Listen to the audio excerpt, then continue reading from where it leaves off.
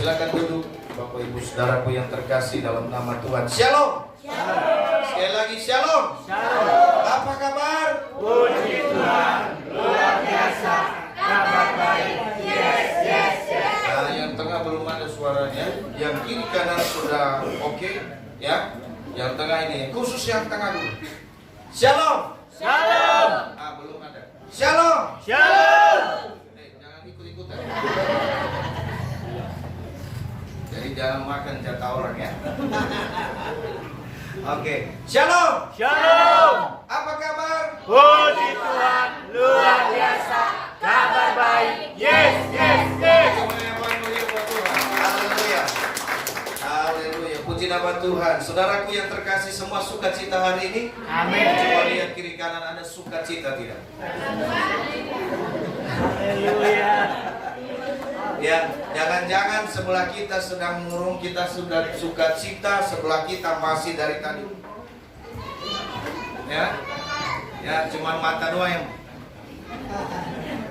Saudaraku yang terkasih, puji nama Tuhan. Hari ini kita memperingati hari yang namanya Hari Kebangkitan Tuhan Yesus. Amin. Hari ini adalah hari kebangkitan Tuhan Yesus. Satu bukti yang luar biasa bahwa kasih Allah sangat luar biasa. Alkitab menjelaskan, Bapak Ibu Saudara, bahwa Yesus telah bangkit.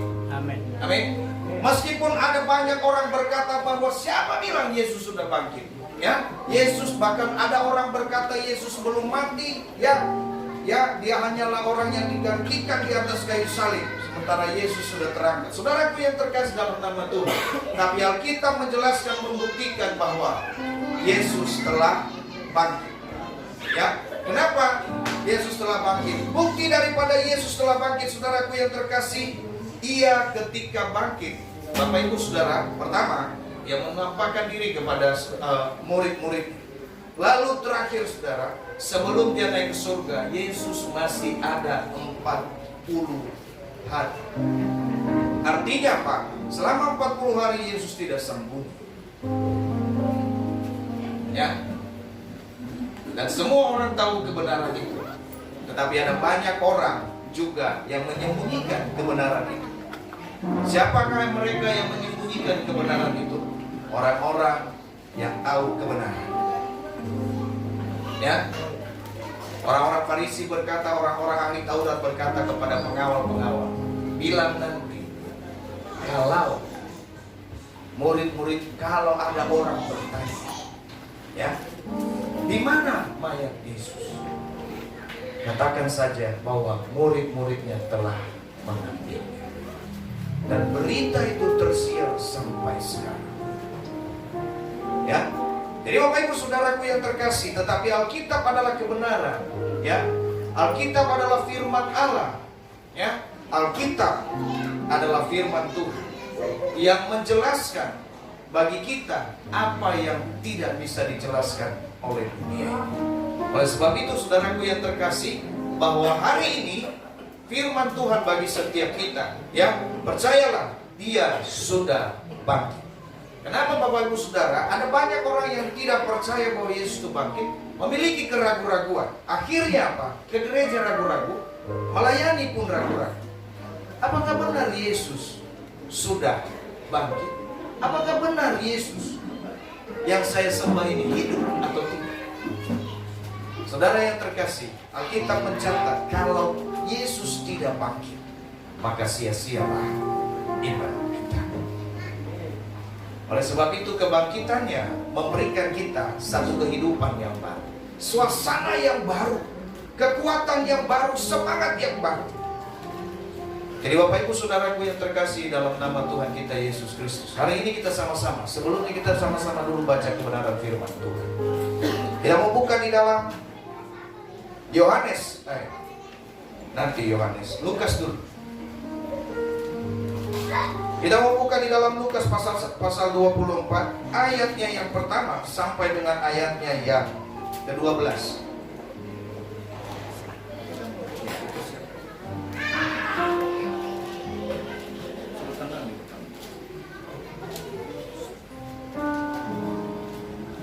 Sudah dapat semua? Belum. Kalau belum dapat, di HP saudara ribet gitu ya, boleh lihat di depan. Ya. Nah, kadang-kadang kita lagi cari ayat Alkitab, notifikasinya menutupi ya. Jadi kepencet deh, kan begitu ya. Sudah? Kita baca sama-sama. Ya, kita baca secara bergantian saja supaya kita cepat.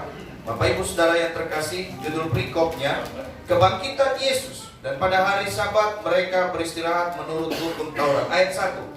Tetapi pagi-pagi benar pada hari pertama minggu itu mereka pergi ke kubur membawa rempah-rempah yang telah disediakan mereka. Ayat 2, Saudara.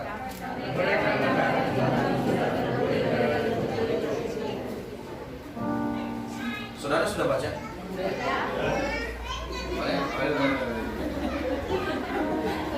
Oke, serius ya, ini firman Tuhan. Oke, kita baca sekali lagi. Tetapi pagi-pagi benar pada hari pertama minggu itu mereka pergi ke kubur membawa rempah-rempah yang telah disediakan mereka.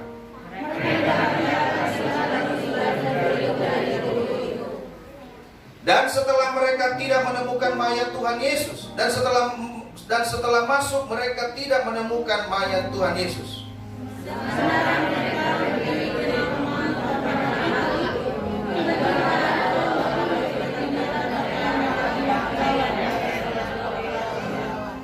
Mereka sangat ketakutan dan menundukkan kepala. Tetapi kedua orang itu berkata kepada mereka, "Mengapa kamu mencari dia yang hidup di antara orang mati?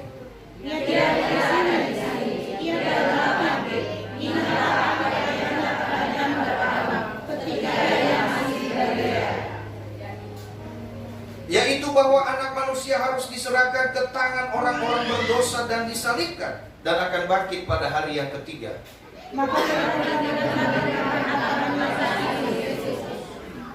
Dan setelah mereka kembali dari kubur, mereka menceritakan semuanya itu kepada ke-11 murid, kepada semua saudara-saudara yang lain.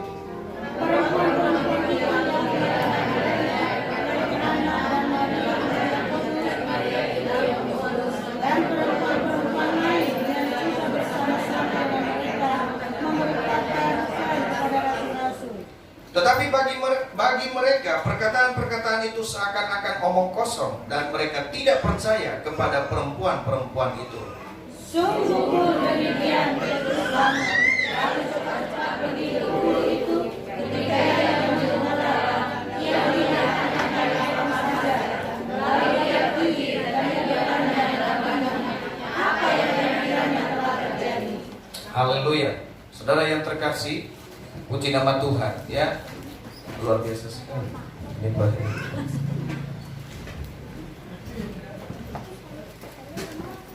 Ya, satu kebenaran firman Tuhan yang kita baca hari ini, Bapak Ibu Saudara yang terkasih, menjelaskan kepada kita secara singkat dan jelas ya, singkat, jelas, padat.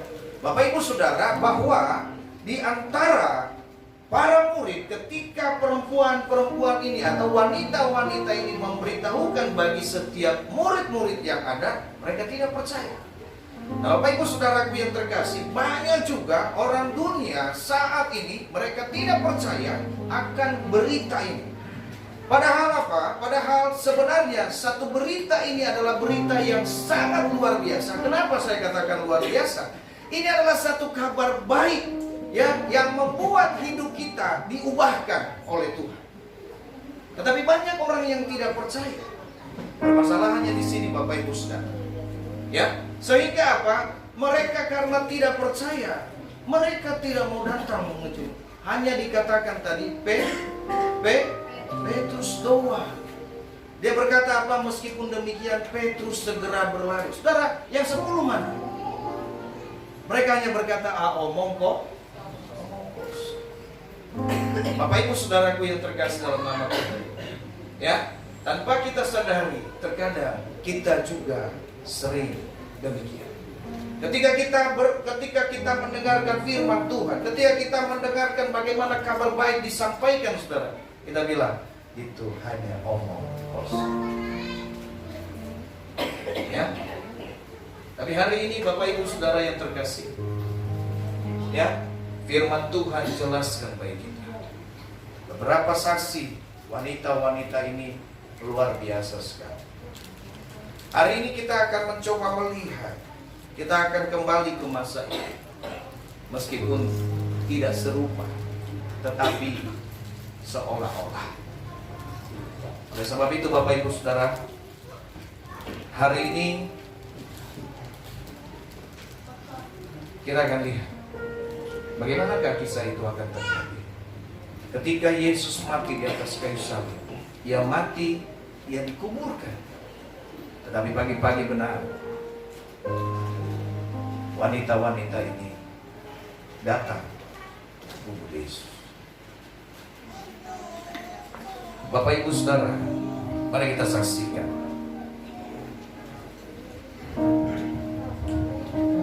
Wanita-wanita ini datang membawa rempah, tapi mereka sangat sedih ketika mereka tidak menemukan mayat daripada Tuhan Yesus. Mereka lihat bahwa batu sudah terguling. Mereka menangis, mereka sedih. Mereka bertanya dalam hati, di mana Yesus? Tapi di saat mereka sedang sedih, di saat mereka sedang ada di dalam tanda tanya yang besar, tiba-tiba seseorang muncul, saudara, dan dia berkata, mengapa kamu menangis? Ini aku. Dan wanita-wanita itu, saudara yang terkasih, sujud menyembah Dia. Dan Yesus memberkati mereka. Setelah itu mereka bersuka cita. Mereka sangat gembira. Mereka mau berkata bahwa mereka mau pergi, saudara, untuk memberitakan kabar sukacita itu. Kabar sukacita ini harus tersampaikan kepada setiap murid-murid yang ada, sehingga mereka berlari, mereka pergi, saudara yang terkasih. Mereka menemui ke-12, ke-10, ke-11 daripada murid-murid itu. Di sana murid-murid itu sedang berkumpul. Kenapa Yudas masih ada di sana?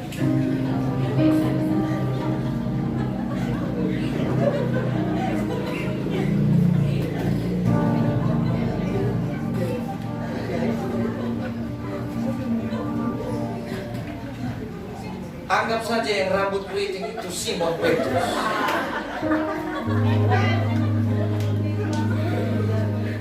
Mereka sedang berkumpul di dalam satu ruangan. Mereka sedang berkata, bagaimana ini? Apa yang harus kita lakukan? Mereka ketakutan. Ya. Oleh sebab itu, saudara yang terkasih, di tengah-tengah mereka sedang berbincang-bincang, tiba-tiba, saudara yang terkasih, wanita-wanita tadi datang dan berlari. Wow. Mereka sangat sukacita memberitakan, Yesus telah bangkit. Yesus telah bangkit. Yesus telah bangkit. Tetapi saudara, para murid-murid ini berkata, tidak mungkin, tidak mungkin. Saya tidak percaya. Semua omong kosong. Saudara yang terkasih, ada satu orang yang di tengah-tengah mereka berkata, sebelum aku mencucukkan jariku ke dalam paku lubang paku yang ada di tangannya,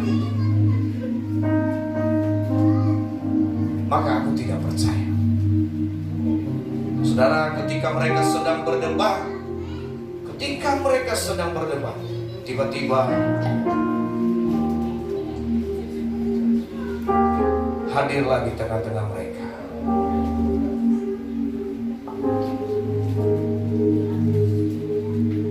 Yesus. Dia berkata, ini aku. Ini aku. Lalu Yesus menunjukkan bahwa, "Hei Thomas, ini aku." Dan dia berkata, saudara yang terkasih, kepada mereka,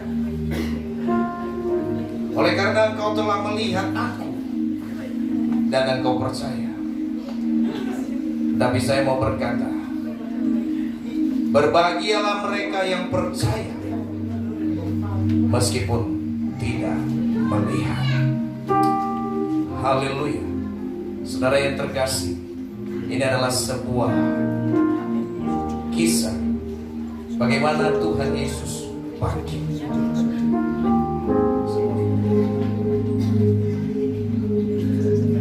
Ketika mereka semua sujud, Tuhan Yesus memberkati mereka. Saudaraku yang terkasih, mereka bersuka cita, mereka bersaksi, mereka menjadi satu orang yang luar biasa, menjadi orang yang antusias. Kehidupan mereka diubahkan dari ketakutan menjadi keberanian.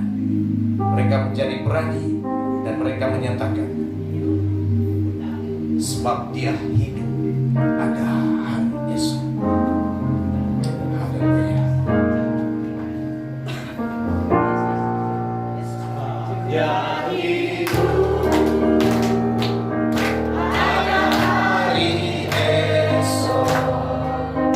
Sebab dia hidup, tak gentar. Aku tahu dia pegang hari esok. Hidup jadi berarti sebab dia hidup. Sebab dia hidup. Sebab dia hidup. Mari kita semua bangkit berdiri. Ada hari esok. Mari kita angkat pujian ini dengan sukacita. Amin.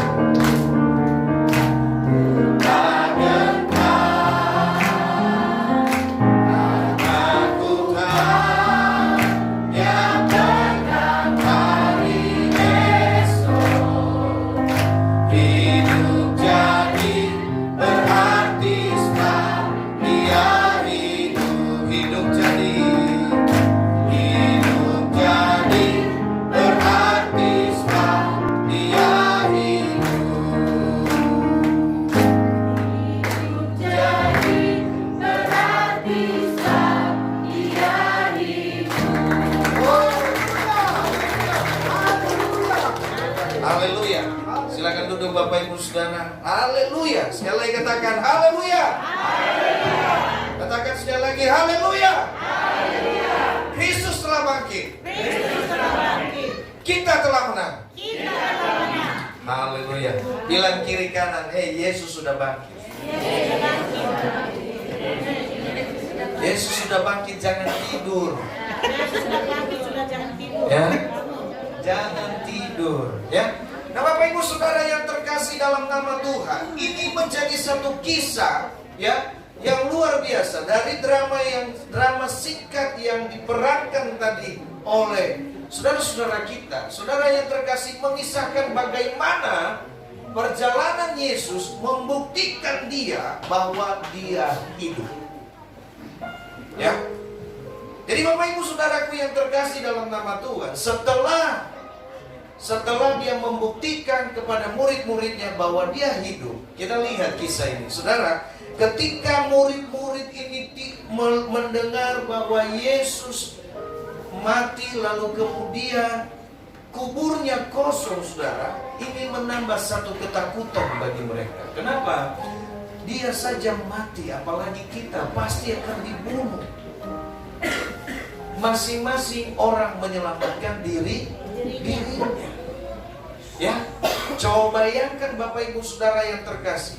Ya, kalau hari ini misalnya saudara ada yang namanya pembagian sembako, saudara, lalu kemudian tidak ada nama, siapa cepat dia dapat.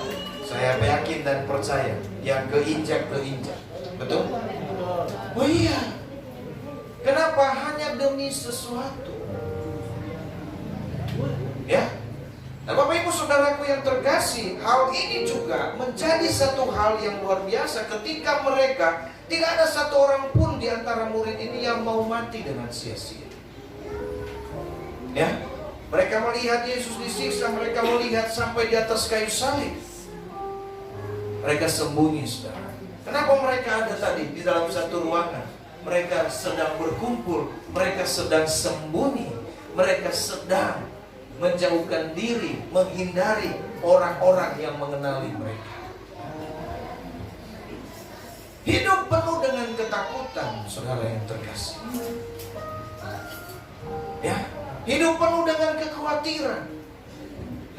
Ya, kematian Yesus memberikan kita satu hal, penyesalan yang luar biasa. Kenapa? Mereka berkata, mereka berpikir guru yang mereka agung-agungkan itu, saudara yang terkasih, yang baginya tidak ada yang mustahil, mati di atas kayu salib.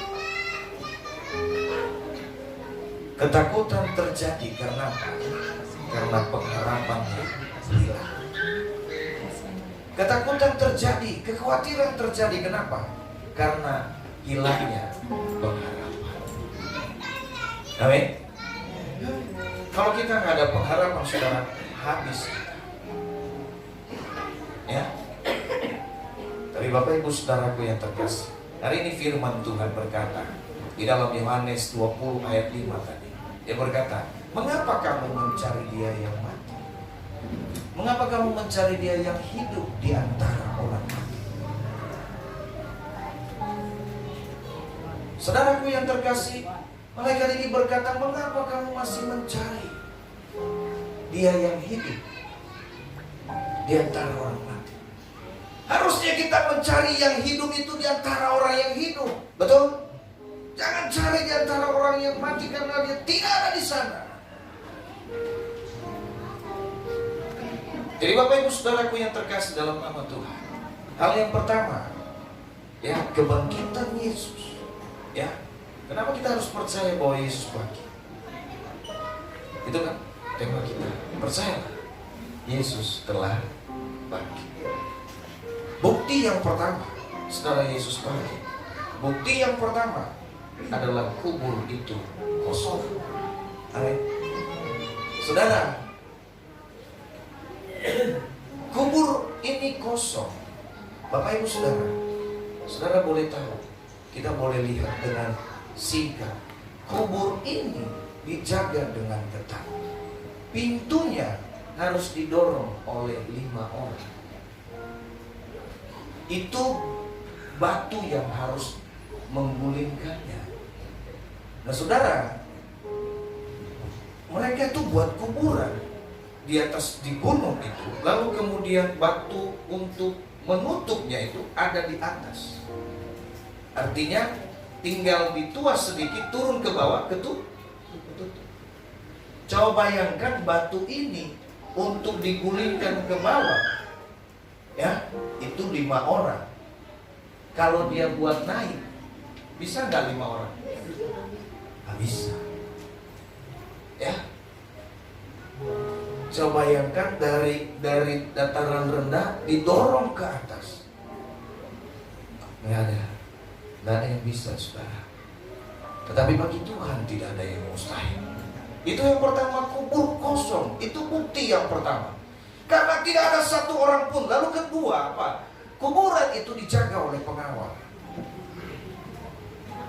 Ya, dijaga oleh pengawal. Ada banyak ya. Nah saudaraku yang terkasih dalam nama Tuhan, artinya kuburan ini dijaga dengan ketat. Bagaimana bisa hilang? Bagaimana bisa tidak ada?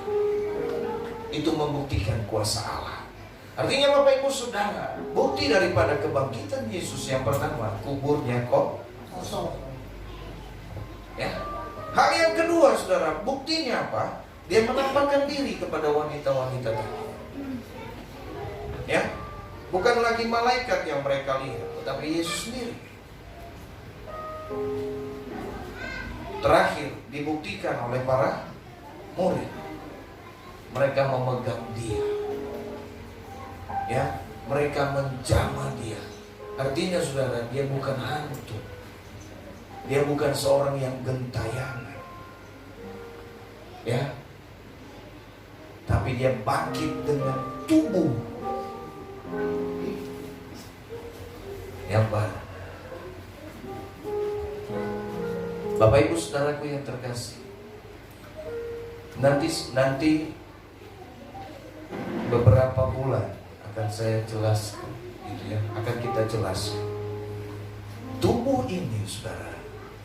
Kenapa tiba-tiba Yesus bisa datang, bisa menembus ruangan yang kosong? Bapak Ibu Saudaraku yang terkasih, karena dia punya tubuh kemuliaan. Tubuh yang kita miliki ini terbatas. Saudara pilih kalau mencoba tembus tembok, saudara, haleluya, saya rasa kalau bukan temboknya yang hancur, dianya yang, ya. Kenapa? Karena tubuh itu punya keterbatasan. Oleh sebab itu saudara, tubuh ini harus mati supaya kita punya tubuh kemuliaan. Bukan tubuh roh yang gentayangan, tapi tubuh. Coba bayangkan, Yesus sampaikan kepada murid, semua pegang tangannya, betul? Artinya dia punya tubuh, tapi tubuhnya bukan lagi tubuh manusia biasa. Itulah yang kita miliki, itulah yang akan kita peroleh sebagai orang percaya. Ini satu pengharapan yang luar biasa. Dan saudaraku yang terkasih, Yesus Kristus telah mendahului kita. Artinya apa? Dia membuktikan bahwa hal yang sama akan terjadi bagi setiap orang percaya. Oleh sebab itu Bapak Ibu Saudaraku yang terkasih dalam nama Tuhan, kebangkitan Yesus memberikan kita harapan yang baru. Kita tidak hidup lagi, gak usah hidup lagi dalam ketakutan. Tidak usah hidup lagi dalam ketidakpercayaan. Coba bayangkan Bapak Ibu Saudara, ya, ketika mereka percaya bahwa Yesus bangkit, Yesus telah hidup, saudara, ya, ke-12 murid, karena ditambahkan nanti dengan Matias. Saudaraku yang terkasih, ke-12 murid ini rela mati. Kenapa? Karena mereka tahu Yesus itu bangkit. Yesus itu hidup. Hari ini Bapak Ibu Saudara, terkadang kita, saya mau katakan, kita percaya bahwa Yesus sudah bangkit. Tapi sampai di mana kita percaya bahwa Yesus itu sudah bangkit dalam hidup kita? Ya, terkadang gak usah jauh-jauh, ini contoh-contoh yang biasa saja. Hujan sedikit saja kita gak bisa bekerja. Pengorbanan apa yang kita lakukan? Terkadang seperti itu. Tapi coba mereka, saudara, ke-12 para murid ini ketika kebangkitan Yesus itu terjadi dan mereka percaya Yesus itu bangkit. Bapak Ibu Saudaraku yang terkasih, apapun tantangan mereka hadapi. Kenapa? Karena mereka tahu Yesusku bangkit. Apa yang kita beritakan, apa yang kita percaya, apa yang kita sampaikan adalah satu kebenaran. Makanya mereka tidak takut. Kenapa? Karena itu kebenaran bahwa Yesus telah bangkit. Tidak ada yang bisa memungkiri. Hari ini saudara, sampai kepada kita, kalau Yesus telah bangkit dan engkau percaya itu dalam hidupmu, maka kita harusnya menjadi orang yang lebih semangat di dalam Tuhan. Amin. Terkadang saya lihat saudara, ada ibadah tidak? Tidak, puji Tuhan. Kok nggak ada ibadah puji Tuhan? Harusnya kita nangis, sedih. Kenapa sampai tidak ada ibadah? Harusnya kita merenungkan hal ini. Ya, puji Tuhan, hari-hari ini tidak ada lagi yang bertanya sama saya, Pak, minggu ada ibadah enggak? Wih. Ya, dulu, ya saudaraku yang terkasih, setiap Pak besok ada ibadah. Ini orang Kristen bukan, kan begitu. Orang baru bertobat dibilang bukan, kan begitu. Tapi malam minggu itu Sabtu, hari Sabtu, Shalom Pak Gembala, besok kita ada ibadah.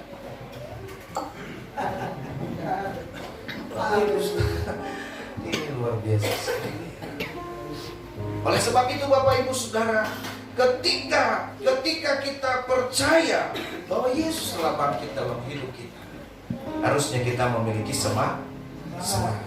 Yang kedua Saudara, yang pertama tadi adalah kita memiliki satu pengharapan yang baru. Yang kedua, kita memiliki semangat. Yang ketiga Saudara, ya, hidup kita harusnya diubahkan. Ya. Kita lihat para murid-murid tadi, ya.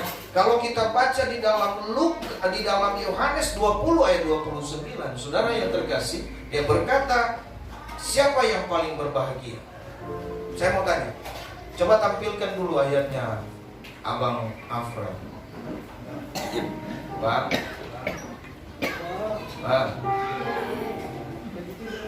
Saatnya 20 tusuk. Oke, kita baca Saudara, 1, 2, 3. Kata Yesus kepadanya, karena engkau telah melihat aku, maka engkau percaya. Berbahagialah orang yang tidak melihat, namun percaya. Saya mau tanya Saudara, siapa yang paling berbahagia di dunia ini? Kita atau murid? Orang yang percaya. Hah? Kita atau murid-murid?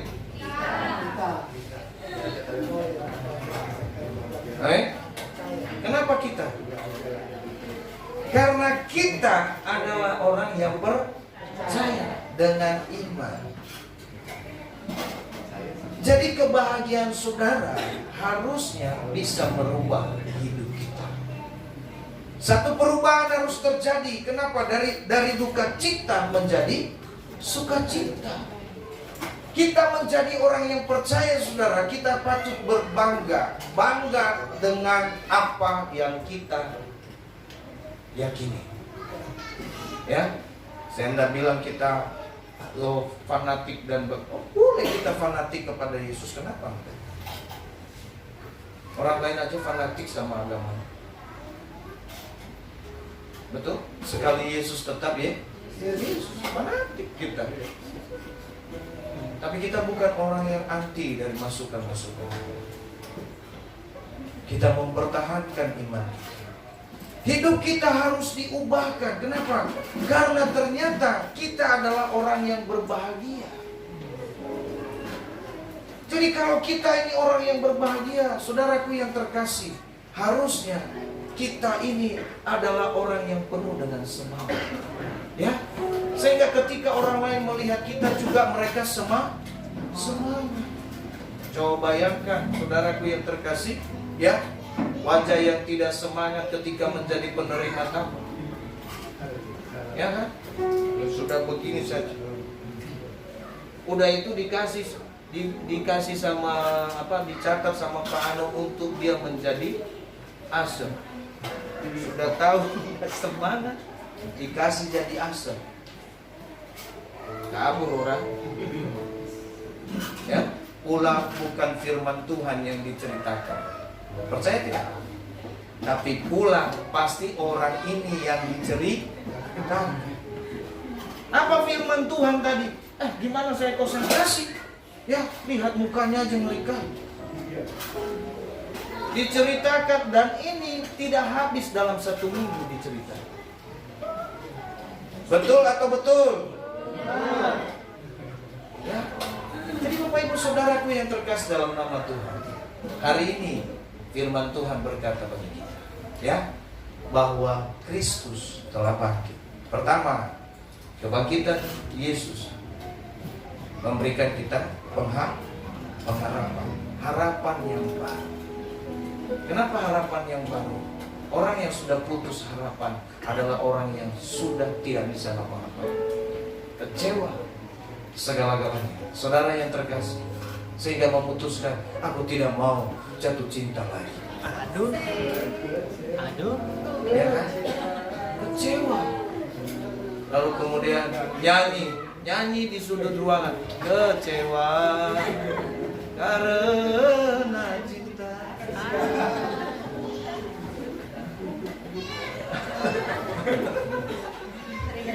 Nggak mau lagi gitu loh. Sudah putus harapan.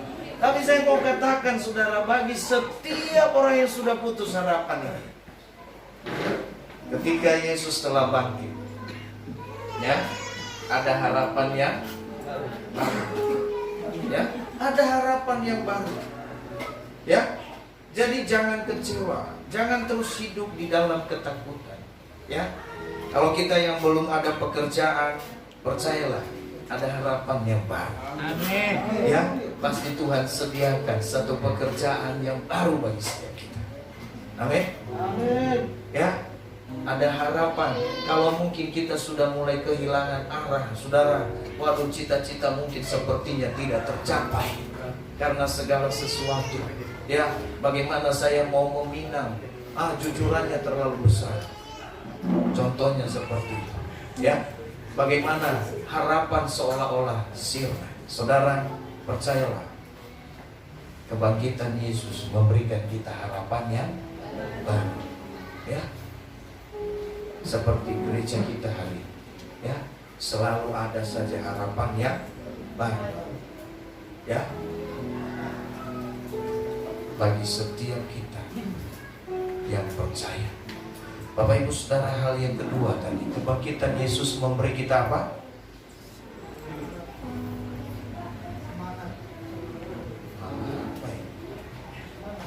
Memberi kita semangat.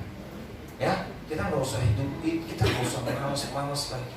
Ya, kalau kita katakan, kalau ada namanya, kalau misalnya ada ibadah, kita semangat ibadah. Ya, kecuali kita masih kerja. Ya, hari kerja juga, sudah itu tergantung. Yang ketiga, saudara, semangat. Ya, yang ketiga adalah hidup kita harus berubah. Ya, jangan seperti tadi, tidak berubah rambutnya seperti itu terus.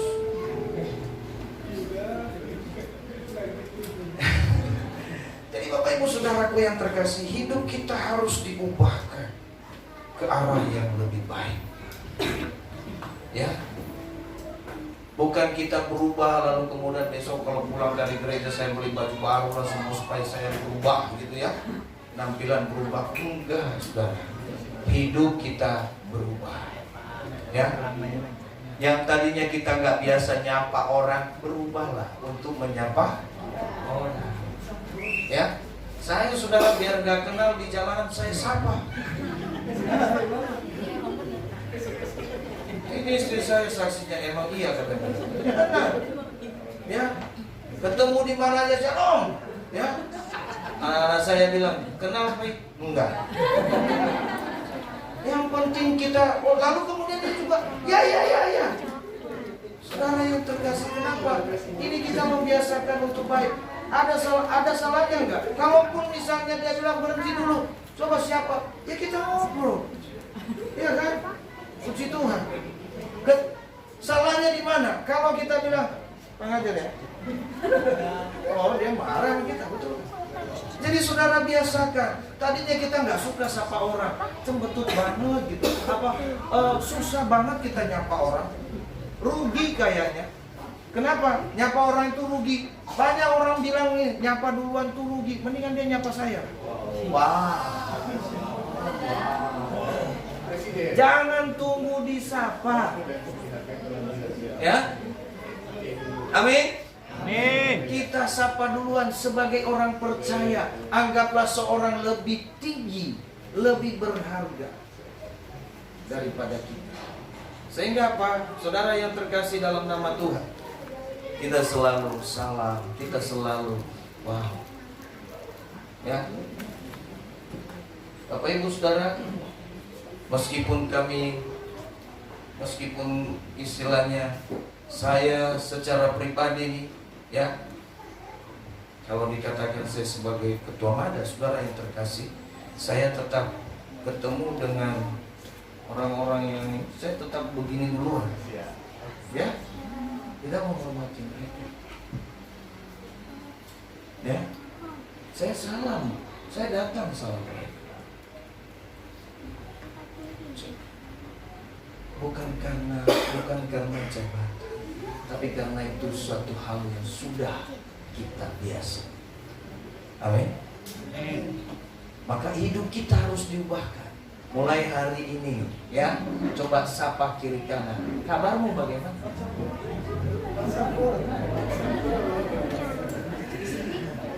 Ya, sapa. Kamu sapa, coba sapa kiri kanan. Sapa, ayo. Tuti, coba kamu sapa Fev. Kabarmu gimana? Coba sapa nenek, coba sapa nenek. Seperti itu. Jangan kita di bangku diam-diam baik. Saudara yang terkasih, kita ini gereja bukan gereja besar sekali gitu ya, yang hari-hari kita nggak kenal. Saya pernah, saudara yang terkasih, ke gereja besar. Saya ibadah dan saya pelayanan juga di gereja besar. Puji nama Tuhan. Ketika kami duduk di sini di bangku, puji Tuhan, kita nggak saling kenal satu dengan yang lain sampai pulang. Iya. Jadi saya mau sampaikan bahwa kita GKP Kabar Baik ini, saudara, kita namanya pembawa kabar baik. Jangan sampai nggak kenal kiri kanan. Ya, amin. Jangan sampai nggak disapa yang kiri kanannya. Biasanya, saudara, orang itu hanya salam orang yang dia kenal, yang nggak kenal, aman. Seperti itu. Saudara, hidup kita harus berubah. Amin. Mau berubah? Amin. Percayalah, karena Yesus telah bangkit. Kita memiliki harapan yang baru. Kita memiliki semangat yang baru. Dan kemudian kita memiliki hidup yang diubahkan. Kita harus berubah. Kita harus sampaikan kabar ini. Kabar apa? Kabar sukacita. Saudara, moto kita, visi kita, misi kita adalah menjadi pembawa kabar baik. Ya, kenapa kita selalu bilang, apa kabar? Puji Tuhan, luar biasa, kabar baik. Saudaraku yang terkasih, kita tetap semangat untuk beritakan kabar baik. Amin. Amin. Amin. Puji nama Tuhan. Bapak Ibu Saudara, itu kebenaran firman Tuhan bagi hari ini, bagi setiap kita. Biarlah kita menjadi